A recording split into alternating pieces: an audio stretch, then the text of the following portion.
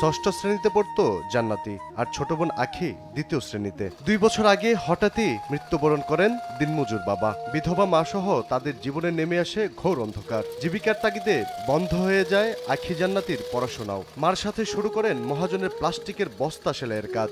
বিধবা মা মোমেনা কাটেন বস্তা, সেটি বড় বোন জান্নাতির কাছে সেলাইয়ের জন্য পৌঁছে দেন শিশু আখি। এভাবেই 3 মা মেয়ে সারাদিনে আয় করেন মাত্র 100 টাকার মতো, যা দিয়ে বর্তমান সময়ে তাদের দিন কাটে দারুণ কষ্টে। বিষয়টি জানতে পেরে সামাজিক যোগাযোগ মাধ্যমকে ব্যবহার করে তাদের আলোর দিশা দেখালেন মামুন বিশ্বাস নামে এক স্বেচ্ছাসেবী যুবক। এখন সুন্দর জীবনের স্বপ্ন দেখছে আখি জান্নাতিরা।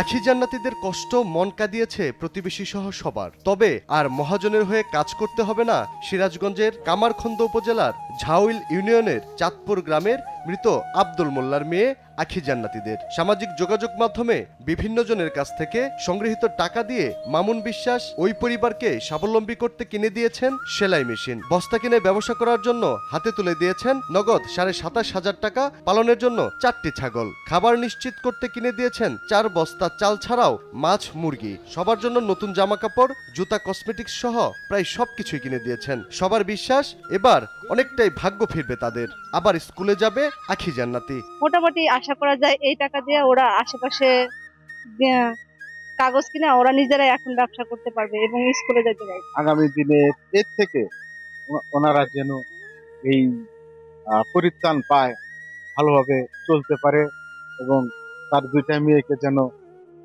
স্কুলে ভর্তি করে লেখাপড়া করাইতে পারে। খুব কষ্টের দিন কাটলেও সবকিছু পেয়ে আগামী দিনগুলো ভালো কাটবে বলে মনে করছেন বিধবা মোমেনা। আবার স্কুলে ফিরে পড়াশোনায় মনোযোগী হবে আখি জান্নাতি। ওর আব্বা মারা যাওয়ার পরে সেলাই মেশিনে চট বানাইতাম, বানাইয়া দিনে 100 টাকা করে কাজ করতাম, তাই দিয়ে কষ্টে দিন যাইতো। পাইছি জামা, পাইছি সুইটার, পাইছি চুড়ি, পাইছি ব্যান্ড, পাইছি।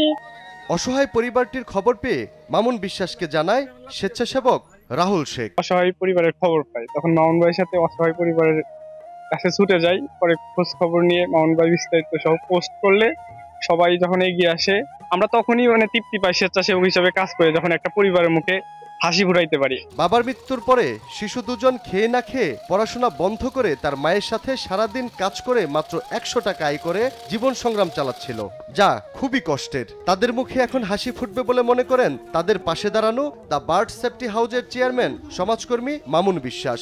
মূলত এখানে দেশ এবং দেশের বাইরে থেকে যে সকল ভাই বোন তাদের পাশে দাঁড়িয়েছে, তাদের সবার প্রতি কৃতজ্ঞতা। আমরা স্বেচ্ছাসেবক হিসেবে এখানে শ্রম দিয়েছি, আমরা তাদের মুখে এক টুকরো হাসি ফোটানোর জন্য চেষ্টা করি।